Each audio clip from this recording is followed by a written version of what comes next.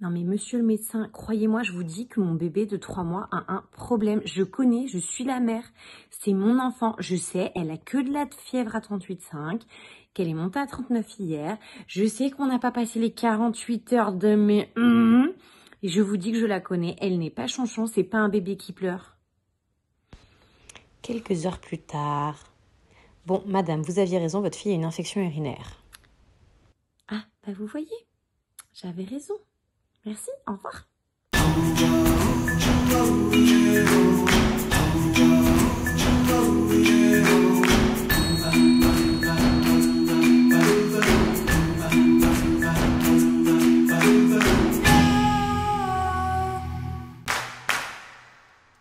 Bonjour et bienvenue dans Parentalité ancestrale.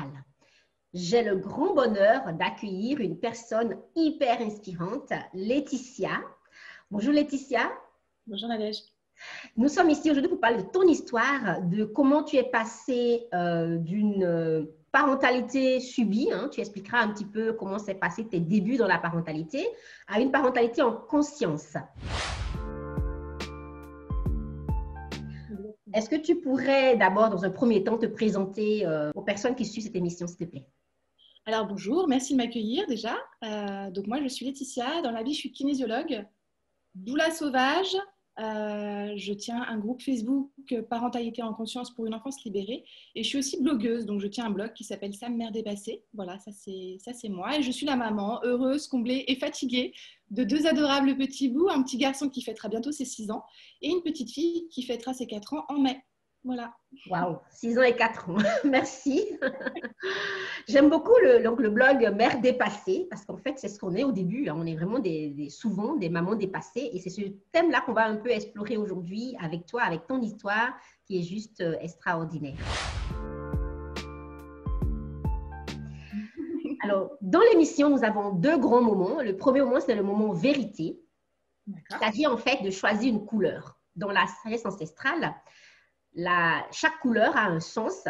La couleur or représente les valeurs, donc ce qui est important pour nous. La couleur noire représente notre expérience, ce que nous avons expérimenté, donc évidemment ici lié à la parentalité. Et la couleur verte représente le lien, la nature ou la nature. Qu'est-ce que tu choisis comme couleur? Le vert. Yes. La couleur verte, donc le lien. Alors, super. La question du jour sera donc pour toi, qu'est-ce que la relation avec tes enfants, donc ce lien particulier quand même, a changé dans ta vie de maman, de femme? Écoute, je vais résumer la réponse en un mot, tout. Absolument tout. Le bouleversement parfait, absolu, tout. Tout, ça a tout changé. Ça a changé mon regard à moi, ça a changé mon regard au monde, ça a changé mon regard sur les possibilités infinies qui sont nourries dans les relations. Enfin, tout. Merci parce que, voilà, pour moi aussi, ça a changé tout. Donc, je pense qu'on n'est pas les seuls. On aura l'occasion de comprendre ce tout justement dans la deuxième partie de l'émission, qui commence tout de suite, qui est donc la vision de l'invité. Et ma question pour toi, c'est est-ce que tu pourrais nous faire un petit résumé, parce qu'on va détailler après, de quelle maman tu étais avant et puis maintenant? Quelle est la différence entre la maman que tu étais avant et après? Parce qu'on va aussi tout à l'heure parler de qu'est-ce qui a tout changé pour toi. Oui. Alors, quelle maman j'étais avant et quelle maman j'étais après? J'étais une maman, tu as dit tout à l'heure un mot subi, donc c'est ça, j'étais une maman qui subissait quelque chose en fait, de l'ordre du regard social, de principes comme ça éducatifs pas compris, très très subis. Et puis la maman que je suis maintenant, c'est une maman très consciente qui a envie toujours pas de s'améliorer, mais en tout cas de se donner chaque fois plus de chance, d'être en cohérence et en amour dans le lien avec ses enfants. Voilà. Cohérence et amour. Merci beaucoup. Des mots qui sont hyper importants pour moi. Ça me touche.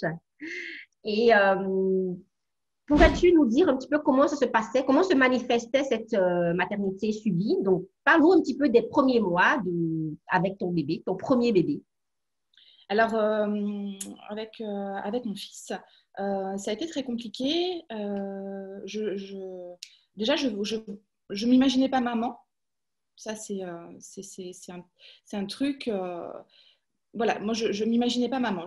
Quand j'ai appris ma grossesse, j'étais dans une démarche de ligature des trompes, si tu veux. Donc, effectivement, on est, on est un petit peu loin de, tu vois, le projet d'enfant, le bébé rêvé. Il y a beaucoup de psys comme ça qui disent que la maman, elle fantasme son bébé, elle fantasme la mère qu'elle va être. Moi, absolument pas. Je veux dire, j'ai découvert le truc. J'étais encore dans le jardin avec ma maman. J'ignorais que j'étais enceinte et je lui dis, écoute, maman, moi, je ne veux pas être mère, donc je vais me faire une ligature des trompes. Donc voilà, je portais déjà cet enfant en moi. Et je découvre le jour de la fête des mères que je suis enceinte. donc voilà, le grand chamboulement. Bon, alors, voilà, je prends finalement au terme d'un grand bouleversement de poursuivre cette grossesse. Et je ne fais que l'aimer pendant 7 mois. Je ne fais qu'aimer mon bébé, voilà, de manière absolue, de manière très dans l'instant. J'expérimente vraiment, je pense à ce moment-là, le vrai instant présent. Tu sais, on dit souvent, il faut être dans l'instant présent. Là, c'est ça. Voilà. Mon bébé, il est là, il est dans mon ventre, je l'aime. Voilà, point. C'est magnifique. Pour moi, c'est le plus beau cadeau qu'on puisse faire à cet enfant-là, de l'aimer chaque jour. Chaque jour. C'est ça, de l'aimer vraiment. Voilà, j'étais heureuse. C'était mon bébé. Et puis mon bébé vient au monde. Hein, il se matérialise. Et moi, j'étais tellement dans cet instant présent pendant ma grossesse que j'avais même pas de couche, j'avais rien à la maison. Tu sais, je suis rentrée de la maternité, je me rappellerai toujours. Donc, le papa vient me chercher, on s'installe, tu sais, avec le cosy, tu es hyper maladroit, c'est très compliqué, tu as toutes ces douleurs de suite de couches qui sont très complexes, etc. Et là, d'un coup, je réalise, mais on n'a pas de couche, mais on n'a pas de lait, mais on n'a pas de biberon, parce que malheureusement, mon premier enfant, je ne l'ai pas allaité. Et voilà, et donc je me rappelle que le premier truc que j'ai fait avant même de rentrer à la maison, c'est d'aller faire les courses. Je n'étais pas du tout préparée. Mais c'est important ce que tu dis là, parce que justement, en général, dans nos sociétés ici, c'est que les parents sont hyper chargés en affaires de bébé. Hein. Ils préparent les chambres des mois à l'avance, ils achètent tout jusqu'aux grenouillères de ces 6 mois, alors que l'enfant n'est pas encore né. Et toi, tu n'avais rien. Donc ça, c'est très intéressant comme... J'avais quand même une chambre, on avait une chambre avec le berceau, tout ça, j'avais décoré un truc, tu vois, mais c'était vraiment du superficiel, tu vois, il y avait une chambre, bon, voilà, mais je me projetais tellement pas, j'étais tellement dans ce moment que le pratico-pratique, la base, je l'avais pas en fait. Et voilà, donc j'arrive et puis là, j'ai envie de te dire, l'enfer et le cauchemar commencent, parce que ça a été 3 mois de descente aux enfers. Je peux pas définir le truc autrement parce que c'est vraiment ce que j'ai vécu. Autour de moi, un bébé vient au monde et puis quand on rentre de la maternité, il est temps de l'éduquer. Donc, eh bien, on le met dans sa chambre et puis il va faire ses nuits. On va lui apprendre à faire ses nuits. On va lui apprendre à dormir. Alors voilà. Alors si un bébé il pleure, c'est normal. Il va se fatiguer. Il va comprendre que c'est toi qui décides et donc il va finir par s'endormir. Et donc là commence la grande violence. Hein, la première grande violence que j'ai imposée à mon fils, malgré moi, dans cette espèce de flou, de fatigue et d'épuisement, où je le dresse, où j'essaye de le dresser et je le remercie, mon fils adoré, il ne s'est jamais résigné. Mon fils, alors, avec les dégâts que ça a causé derrière, et ça, je l'ai appris avec une profonde et une tristesse infinie, les dégâts que ça avait occasionné, mais quelque part, c'est grâce au fait qu'il ne se soit jamais résigné, qu'il ait toujours pleuré, que ça m'a obligée à me dépasser. Là, tu vois, j'ai des larmes qui montent dans mes yeux parce que ça me bouleverse profondément. C'est un sujet qui me touche particulièrement. Tu parles donc de toutes ces injonctions qu'on a, hein, toutes ces croyances sociétales qu'on a dans l'inconscient collectif. Il faut qu'il dorme, il faut qu'il soit dans sa chambre, il doit écouter, c'est toi qui décides en tant que parent, comme si l'enfant n'existe pas, comme s'il n'est pas un être vivant, un être humain avec des besoins. Et donc, c'est ça. Donc, c'est juste une chose qu'on ramène de la maternité, on met dans sa chambre et il fait ce qu'on attend de lui. C'est ça. Et voilà. Donc, vraiment que tu comprennes, et tu le sais aujourd'hui, que beaucoup de jeunes mamans qui nous regardent peut-être sont peut-être dans cette situation-là de se dire, mais je ne comprends pas, il a 6 semaines, il fait passer une nuit, il pleure tout le temps. On leur dise, mais s'il pleure, il y a une raison. Mais il y a une raison. Un enfant, ça pleure pas. C'est pas normal qu'un enfant pleure. On a rentré ça dans une espèce de conscience collective comme ça, complètement déconnectée des réalités du continuum d'un enfant. En fait, tu sais, il y a une anthropologue qui est Oui. extraordinaire, qui a écrit un livre, Le concept du continuum.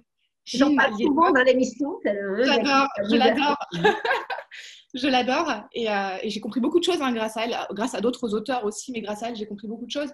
Et en fait, non, un enfant qui pleure, c'est pas normal. Ça n'a aucune normalité, ça n'a aucune raison d'être. Un enfant, quand il est satisfait, et c'est normal, c'est son continuum, c'est ce à quoi il est légitime à aspirer quand il vient au monde, c'est d'être satisfait dans tous ses besoins. On n'a pas à frustrer un enfant, on n'a pas à apprendre à l'enfant le froid, la faim, la peur, le manque, la carence affective. Ça n'a pas de sens. C'est pas nécessaire. C'est pas nécessaire. Un enfant, on doit le nourrir pour qu'il soit fort. C'est comme ça qu'il va être fort. C'est pas en lui tapant dessus qu'il va devenir fort. Et bon, on fait tout le contraire. Et puis tu vois, alors cet enfant que je laisse pleurer, que je m'oblige à laisser pleurer, et moi je pleure de l'autre côté de la porte et je suis en larmes et c'est un enfer absolu. Et puis il y a cette personne, merci Catherine, merci Catherine, avec laquelle j'ai plus aucun contact. Et qui réagit à un de mes posts Facebook, c'était une vignette Facebook, tu vois, une personne qui n'est même pas une amie, qui est une connaissance, et qui me dit, mais tu sais, tu ne dois pas laisser pleurer ton fils, tu lui fais beaucoup de mal. Et elle me file un lien Facebook, tu vois, un groupe. Alors évidemment, moi, je réagis très mal, je rentre dedans, je me drape de dignité outragée, je lui dis, mais tu me fais culpabiliser, etc. Enfin, tu vois, le truc, quoi. Classique, je suis tellement pleine de contradictions, je suis tellement pas alignée, je suis tellement pas en cohérence, que je ne peux pas entendre, c'est trop dur, c'est trop violent de me mettre face à moi-même comme ça. Mais quand même, la graine a germé très vite. Tu mets une graine en toi et au-delà de la culpabilité de te sentir jugé, parce que tu te jugeais toi-même, hein, la vérité c'est que c'est, voilà, ce que l'autre me juge, c'est une projection de ce que nous ressentons nous-mêmes à l'intérieur. Exactement. et je vais sur ce groupe Facebook et là, tu disais tout à l'heure, un monde s'ouvre à toi, bah voilà, un monde s'ouvre à moi. Et voilà, donc je prends conscience de l'horrible maltraitance, parce qu'il faut vraiment dire que c'est ça. Laisser un enfant pleurer, c'est de la maltraitance. C'est pas parce qu'on fait comme ça depuis des générations que c'est bien. Non, c'est faux. C'est de la maltraitance. Je réalise à quel point je maltraite mon bébé. Je pleure toutes les larmes de mon corps. Et puis surtout, je vois qu'il y a une autre façon de faire. Et je me rappellerai toujours ce soir-là, alors je suis en dépression du postpartum, hein, donc je suis vraiment très bad, je suis vraiment pas bien, je pleure tout le temps, je perds des kilos, je ne mange plus. À l'époque, je fume cigarette sur cigarette, c'est l'enfer. Et je me souviens que le lendemain matin, il y a ma grand-mère qui est chez moi, qui est venue m'aider. Il y a mon ancien compagnon, le père de mes enfants, qui est en bas. Je descends avec mon fils dans les bras, complètement épuisée, tu sais, à moitié en pleurant, etc., mais déterminée. Mais comme jamais, tu vois, habité d'une force, mais incroyable. Tu vois, ça y est, la mère lionne s'est réveillée. Oui, mais merci de dire ça. Je vais juste le fait parce que j'en parle souvent de cette sagesse ancestrale qui est enfouie, qui est là. Et c'est ça qui réveille, en fait.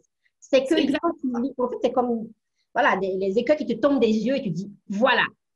Et c'est ça que j'appelle parentalité ancestrale, en fait. C'est ça. Mais je suis vachement en résonance avec ce que tu dis ancestrale, ça me parle beaucoup. Parce qu'il y a cette force, mais qui est venue d'ailleurs, quoi, tu vois, qui m'a complètement subjuguée alors que j'étais physiquement dans un état lamentable, voilà, bref.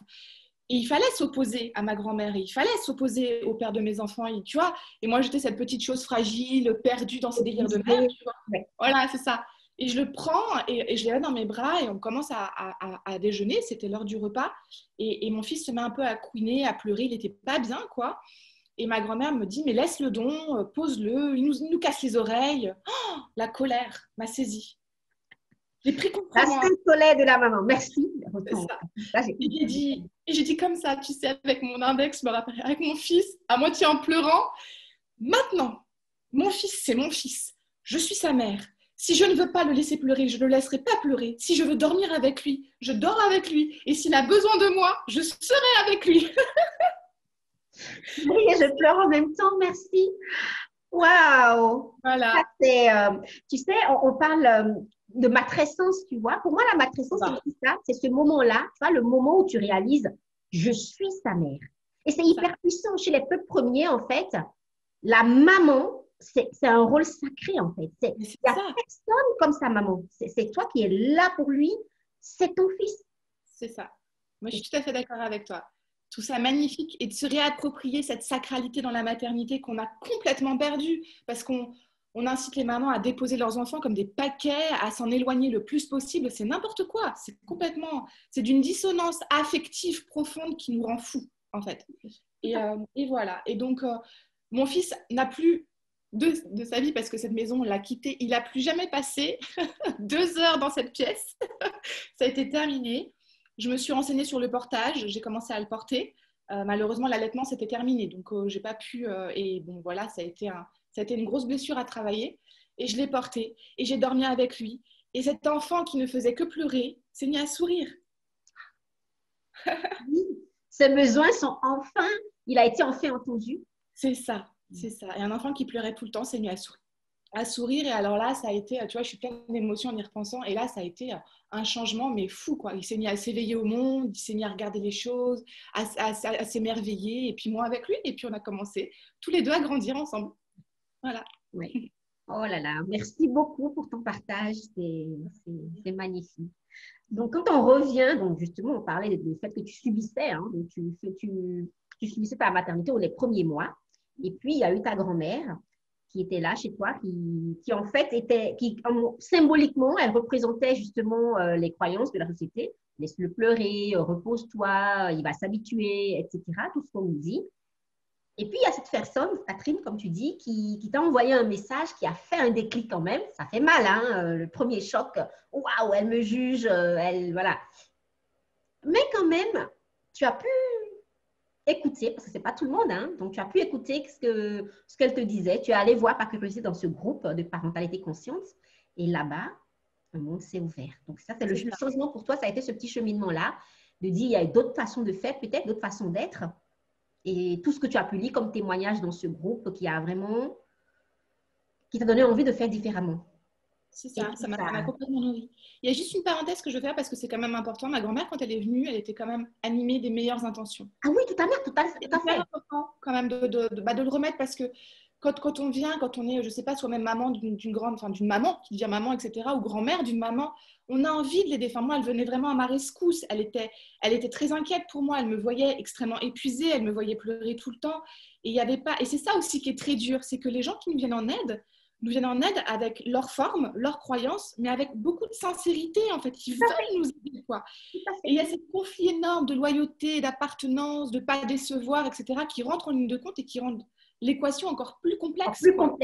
C'est pour ça qu'une jeune maman doit être laissée seule, pas seule dans le sens, elle est soutenue par plein de choses, on peut la soutenir de différentes façons, par les courses, les repas, le linge, etc., tout ça, mais on ne devrait pas, on doit la laisser former ce lien avec son enfant. C'est pour ça, en fait, hein, chez les peuples premiers, on laissait, d'ailleurs en France aussi, on avait les relevailles, 40 jours, on laissait la maman et son enfant. C'est essentiel, en fait, où on la soutient par plein de choses à l'extérieur, par, comme je dis, les courses, les repas, les machins, tout ce qu'on peut l'alléger, quoi. Alléger, voilà, pour qu'elle puisse se concentrer sur la relation la plus importante au monde, la création de ce bonding, de ce lien avec son bébé.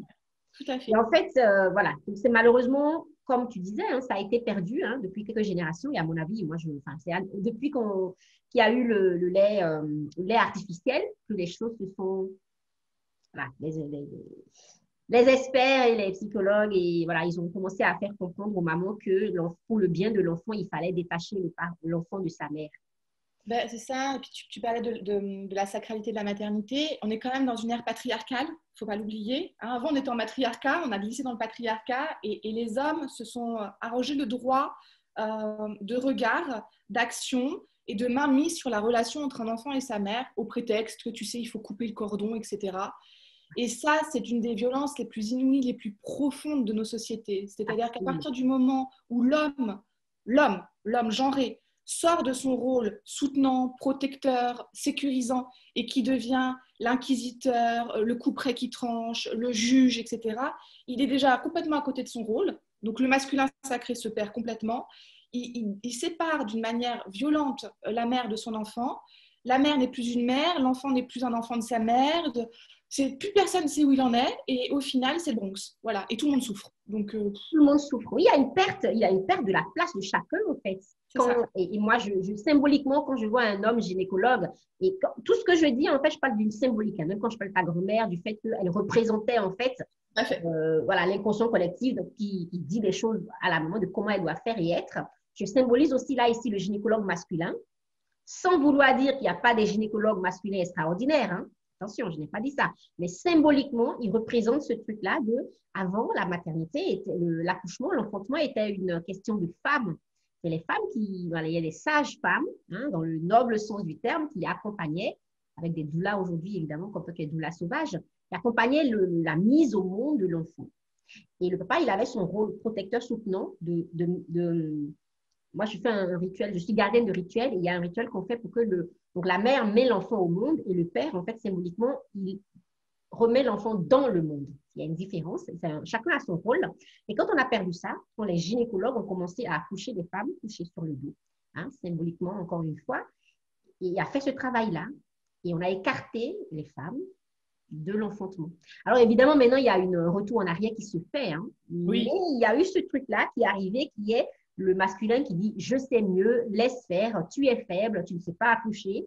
Alors que depuis des milliers d'années, les femmes ont accouché des enfants sans aide et sans… Voilà. Bon, parenthèse fermée, je tenais un peu à revenir sur l'histoire. Oui, ce que ça représente, parce qu'on ne se rend pas compte en fait. On ne se rend pas compte de ce que ça représente comme symbolique, hein, et qui a un impact énorme sur la façon dont nous gérons. Voilà, tu es devenue une maman dans sa puissance. Moi, j'appelle ça, c'est une maman souveraine. Et voilà, donc tu as pris en main ta maternité. Exactement. Et donc, raconte-nous un petit peu ce qui s'est passé pour toi à partir de là. Alors, ce qui s'est passé, c'est que déjà, ça m'a permise de faire un bilan de ma relation avec mes propres parents. Ça a été… alors, avec mon père, j'avais toujours une relation assez particulière, mais ça m'a permis de lui écrire une lettre, en fait. Pour lui dire, c'était pas une lettre de reproche, c'était juste une lettre de voilà ce que j'ai vécu, voilà quelle a été ma réalité quand j'étais enfant. C'était important de lui transmettre ça. C'était pas une lettre qui attendait une réponse, mais voilà, c'était une réparation. Je m'autorisais à guérir de certaines choses et je me réjouis beaucoup de l'avoir fait. Et puis avec ma maman, que j'aime infiniment, et voilà, il y a vraiment… Ça m'a permis de comprendre dans quelle logique notre relation dysfonctionnelle m'avait enfermée. Dans mon regard à moi, dans mon regard à la maternité, dans mon regard à mon enfant. D'ailleurs, une parenthèse, d'ailleurs, c'était intéressant le fait que tu lui avais dit quelques jours avant d'apprendre, oui.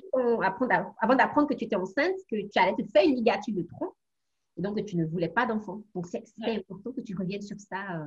Très important, c'est très dans mon histoire, en tout cas, celle qui est la mienne, hein, qui n'est pas forcément celle de toutes les auditrices, mais la mienne, voilà, il y avait un refus de la maternité. Mais peut-être, moi, je pense que c'est parce qu'une part de moi sentait confusément que peut-être ça allait être un tel bouleversement que, tu sais, des fois, même le meilleur, quand c'est trop bouleversant, il y a tout notre inconscient, il y a tous des jeux comme ça qui « Ah, n'y va pas, reste dans ta zone de confort ». Voilà, reste dans le truc que tu maîtrises, va pas dans la tempête et tout. Et au contraire, c'est les tempêtes qui sont formatrices, c'est les tempêtes qui nous font grandir quand on arrive à en prendre et à continuer à s'enraciner et à grandir comme ça. Et voilà, et avec ma maman, voilà, je continue encore aujourd'hui parce qu'il y a des choses auxquelles je suis confrontée. Et puis j'ai un garçon et une fille. Alors ça fait d'elle une grand-mère plurielle aussi, avec un regard différent. Je la vois, elle interroge beaucoup la relation fraternelle entre les enfants. Je pense que ça la questionne sur… Elle m'avait posé une question il n'y a pas longtemps et elle semblait assez dubitative de ma réponse. Tu sais, elle me demande, mais en gros, alors je ne sais plus quels étaient les termes précis, mais elle me dit en gros, est-ce que tu as un préféré quoi, entre ton fils et ta fille ? Et là, je lui dis, mais en plus avec un bonheur de lui partager ça, tu vois, de lui dire, mais en fait, ce qui est fou, parce que j'avais peur de ça, je pense qu'on entend tellement cette histoire-là, que quelque part en nous, quand j'étais enceinte de ma fille, je me suis dit, pourvu que j'en préfère pas un plutôt que l'autre, tu vois. Est-ce que je vais être capable d'aimer ma fille autant que j'aime mon fils ? Et pourvu que j'en préfère pas un. Ce sont les questions, je pense que toutes les mamans se posent quand ce sont des mamans plurielles. Et je lui ai dit, écoute, c'est ça qui est fou, c'est que je les aime avec une intensité identique, je les aime. Mais ce qui est super, c'est que je les aime avec une couleur différente. L'intensité, elle est la même, et la couleur est complètement différente parce que ce sont deux êtres différents. Et voilà, quoi. Alors bon, ça a amené chez elle un espèce de doute. Mais ma mère est maman singulière, elle n'a eu qu'un enfant, moi. Donc bon, voilà, il y a des choses comme ça qui continuent à se défaire, à grandir. Voilà. Donc déjà, assainir ou en tout cas faire un travail d'assainissement dans la relation à mes parents, ça a été le premier jalon pour avancer dans ma maternité en conscience. Mais exactement, merci beaucoup. Donc, prise de conscience, mise en place de changements, questionnement, hein, en tout cas assainissement, questionnement sur l'éducation qu'on a reçue, c'est essentiel en fait. Et sans juger ses parents, sans leur en vouloir en fait. C'est important la démarche de pardon et d'acceptation de ce qui a été aussi.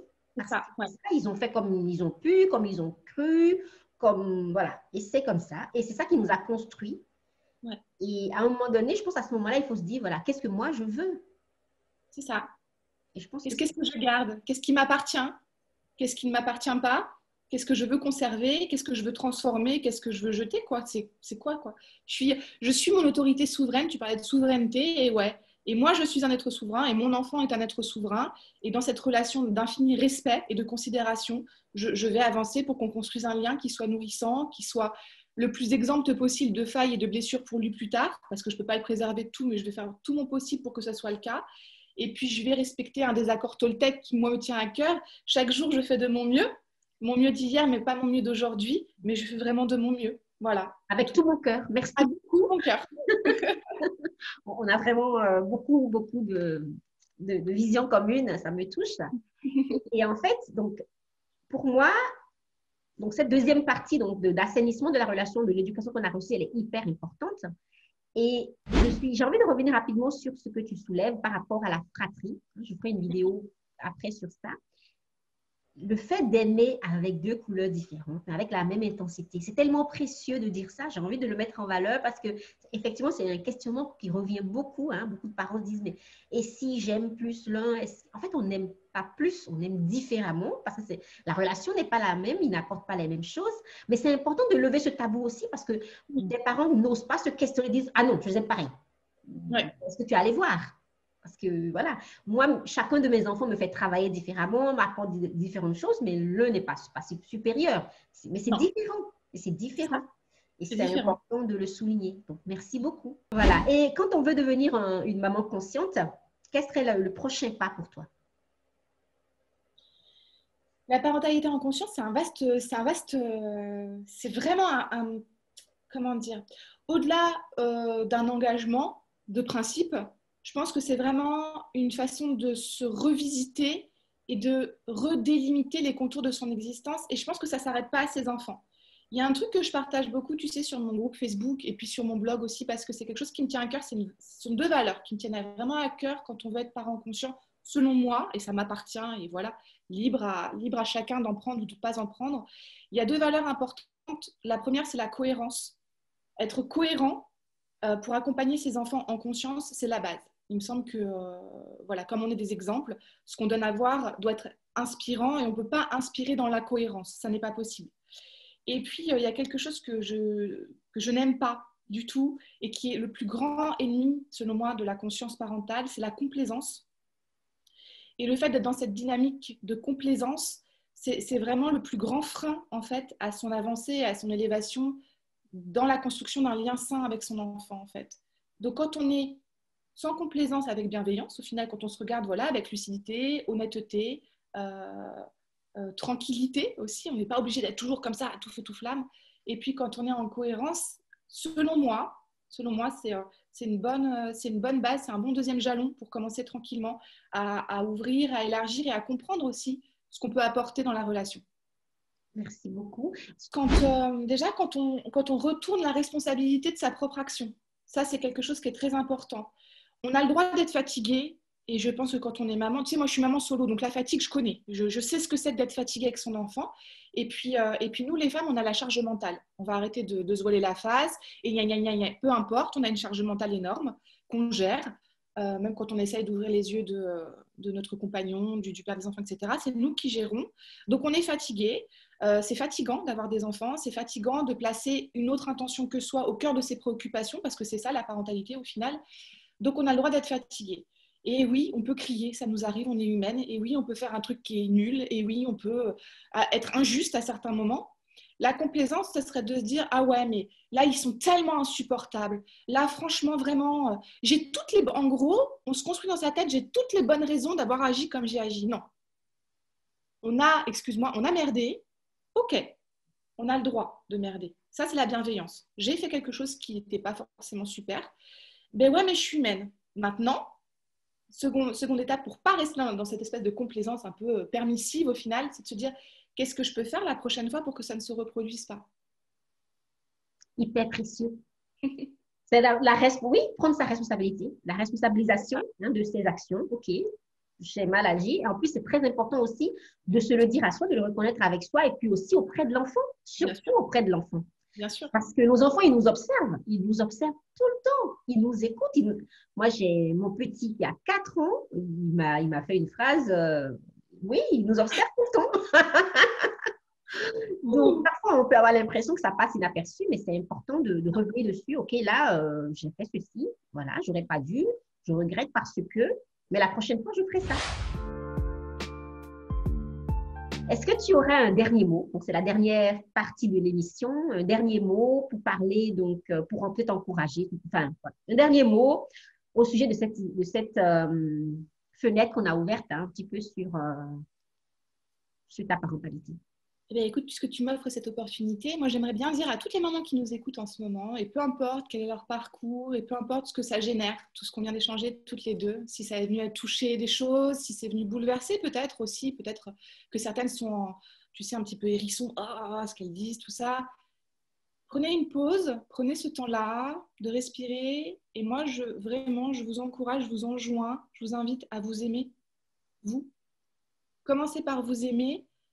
Et puis, c'est la meilleure façon que vous ayez de transmettre à vos enfants la compréhension que la chose la plus importante, c'est de s'aimer soi. Voilà, donnez-leur cet exemple-là et vous verrez que ça, tout part de là au final. S'aimer, quoi, mais vraiment s'aimer. Voilà. Merci Laetitia. Oui, Avec grand plaisir, Nadège. Merci à toi. Je pense vraiment que c'est le plus important, c'est de s'aimer. Voilà, c'est la fin de cette émission. Si vous avez aimé, n'hésitez pas à liker, à partager cette vidéo à des parents de votre connaissance.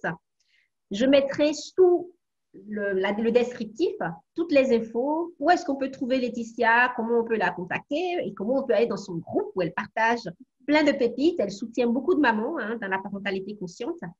Encore une fois, merci Laetitia et je crois à très bientôt dans une prochaine vidéo. Avec plaisir, merci de m'avoir invitée. J'ai été très honorée et très ravie aussi de partager tout ça parce que le partage, c'est la base aussi du soutien entre femmes sacrées. Absolument. Merci.